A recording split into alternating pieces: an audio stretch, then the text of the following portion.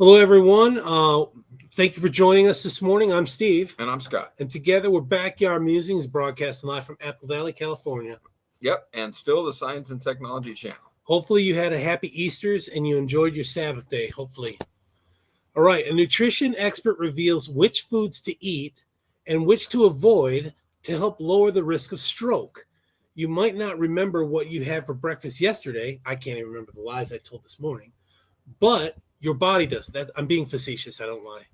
Every meal, good or bad, leaves its mark. Your dietary habits are reflected in your bones, gut, heart, blood, and brain. Over time, what you eat influences key health indicators like cholesterol, blood pressure, and blood sugar. Would you like to know more? These three markers not only help assess your risk for heart disease, but they also play a major role in determining your risk of stroke. Strokes, whether caused by a blocked or burst blood vessel in the brain, are closely linked to diet.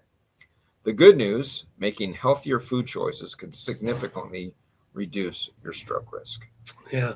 Quote, dramatically changing your diet is difficult because you get set in a pattern.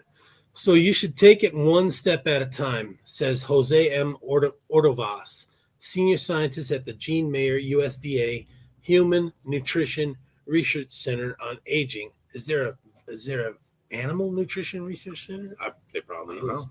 And a professor at the Gerald J. and Dorothy R. Friedman School of Nutrition Science and Policy at Tufts University. Quote, it's like that Chinese proverb, the journey of 1,000 miles begins with a single step. The same applies to changes in the diet. It has to be gradual, but every step counts. Quote, salt is one of the leading culprits behind strokes, or Ordovas says. Sodium, a key component of salt, tastes good too. Yeah, I love salt. Helps regulate fluid balance in the body. More salt causes the body to retain more fluid, which bloats our blood cells and raises our blood pressure. Unlike talking about our power in the stomach. Right. Or having a 5-year-old that just drives you crazy. Right. High blood pressure can burst a blood vessel like an overloaded pipe, or it can make it easier to clot and travel to the brain. Cue stroke. There comes the stroke. Potassium is the counterweight to sodium. It helps relax our blood vessel walls and dials down the blood pressure. However, this doesn't mean we can eat all the salt we want as long as we load up on potassium. Ordovas recommends that if you want to start changing your diet to reduce your risk of stroke, start with reducing salt. At the same time, he recommends that salt is a major reason why our food tastes so good, and we all deserve to enjoy what we eat. So don't put a bunch of salt on your banana. Is that what you're saying? Right. Okay. Here's something I know a lot about. Fresh herbs and spices pack a wallop of flavor when added to just about anything. They add brightness or heat or zing that more than makes up for the lack of salt. Processed foods are the major culprits of salt in our diets. So we recommend swapping a processed snack here and there with your favorite fruit.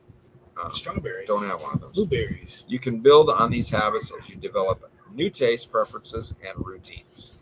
While something like a potassium supplement can help increase your intake, Ordovas says they will never provide all the benefits of eating whole food. Quote, when you eat foods rich in potassium, you're equipping your body with more tools to fight stroke, not just through potassium itself, but also through other beneficial compounds like antioxidants and anti-inflammatory nutrients, he says.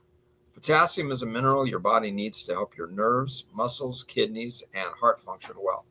Luckily, grocery stores and markets are brimming with foods packed with potassium. Bananas, avocados, sweet potatoes, cantaloupe, and spinach are just some of the many foods high in this mighty antidote to our salty nemesis. You can also take potassium supplements. Yeah, but like we said, the supplements, they don't give you the other beneficial nutrients. Right. Supplements are good, but they don't take the place of the natural things. So yeah, it's kind of, I mean, salt is so good for you. It tastes so good.